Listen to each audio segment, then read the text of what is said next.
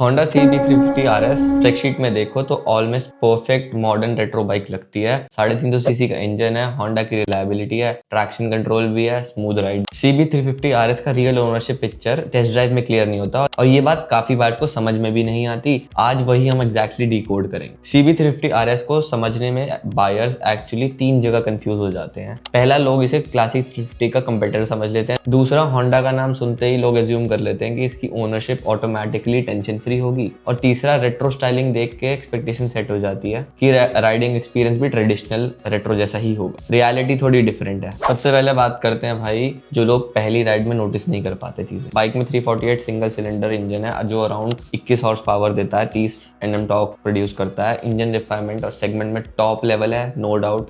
Vibration almost nil के बराबर है, सिर्फ हेडलाइट पे है और थोड़ी बहुत हैंडल बार में, बाकी कहीं नहीं मिलेगी तुम्हें। 5 स्पीड गियरबॉक्स स्मूथ है और असिस्टेंट स्लिपर क्लच लीवर को एकदम सॉफ्ट बना देता है, तो कोई दिक्कत नहीं आती। हाईवे पे 100, 110, 115 तक बाइक काफी स्टेबल फील करती है। हैंडल में वॉबल इशू नहीं है, बस जो हैंडल के मिरर है वो थोड़े वॉबल करते हैं जिससे पीछे का दिखता नहीं कभी कभार। एग्जॉस्ट नोट काफी बेजी है और जो करेक्टर देता है इस बाइक, फिर राइडर सोच लेते हैं कि भाई ये तो परफेक्ट 350 सीसी लग रही है। और ऑनेस्टली फर्स्ट इंप्रेशन में कोई भी गलत नहीं है और कोई चीज गलत लगती भी नहीं। लेकिन स्मूथ इंजन का मतलब ये नहीं होता कि परफेक्ट ओनरशिप है और ये एग्जम्पशन करना ना थोड़ा रिस्की हो जाता है। CB350RS कुछ राइडर्स के लिए परफेक्ट फिट है, लेकिन कुछ बायर्स के लिए थोड़ी मिसमैच फील हो सकती है और रीजन समझना इंपॉर्टेंट। इस बाइक का रियल स्पॉट जो है वो है relax riding, weekend rides, open highway पे घूम रहे हो तुम, स्मूथ क्रूजिंग कर रहे हो, कोई दिक्कत नहीं आएगी। यहाँ मिड रेंज जो है टॉर्क बहुत अच्छा मिलता है, स्टेबिलिटी भी काफी तुम एंजॉय करोगे, वाइब्रेशन भी कम है तो वो भी एंजॉय करोगे, चैसिस भी काफी प्रिडिक्टेबल है, उसमें भी कोई दिक्कत। लेकिन सिटी ट्रैफिक में ना थोड़ा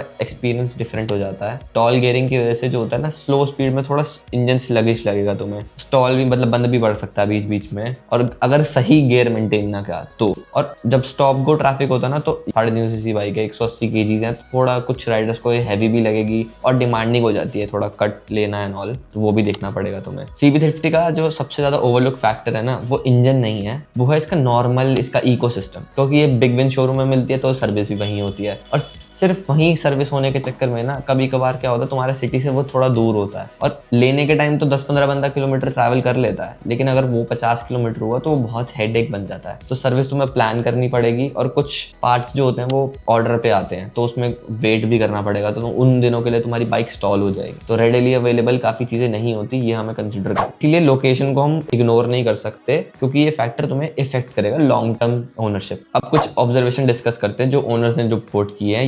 ये सब बाइकों में नहीं होगी, बट बायर्स अवेयर रहने चाहिए, इसलिए हमें ये भी डिस्कस करना पड़ेगा। कुछ राइडर्स का ऑयल लीक रिपोर्ट किया गया है, हेड गैस्केट और रॉकर जो कवर होता है उसके बीच में ऑयल लीकेज हुआ है। कुछ केस में clutch plate unusually early wear हो गई है, इसकी भी रिपोर्ट्स आई हैं। कुछ यूजर्स को टेपेड साउंड आई है और नॉकिंग की साउंड आई है जब वो इंजन रेव कर रहे हैं उस टाइम। और अब कुछ बिल्ड क्वालिटी की साइड पे जो कंप्लेंट्स आई हैं कि जैसे early rusting on frames, suspension, bolts, और कुछ केसेस में पेंट चिपिंग भी है। और जो इसका चॉप्ड मड गार्ड है ना, वो भाई कहीं हेल्प नहीं करता, मिट्टी और पानी आएगा तो अगर रेनी सीजन में चलाओगे ना। फिर से क्लियर कर देता हूँ, ये सब रिपोर्टेड ओनर्स के इश्यूज हैं, ये यूनिवर्सल नहीं है, मतलब हर बाइक में नहीं आएंगे। यूनिवर्सल नहीं का मतलब ये है कि हर बाइक में नहीं होंगे, बट कुछ बाइक्स में मिल सकते हैं और तुम्हारे साथ अगर किस्मत अच्छी हुई तो तुम्हें नहीं भी मिलेंगे। लेकिन ये बाइंग डिसीजन से पहले तुम्हें पता होना चाहिए कि ये इशू भी मेरी बाइक में आ सकता है, मुझे कैसे ठीक करवाना है, मुझे पता होना चाहिए कि ये मिल सकता है, ठीक है। और दूसरा बात, एक जो इसके पीछे वाले जो साइड इंडिकेटर्स हैं वो भी काफी बार टूटे हुए मुझे दिखे हैं, और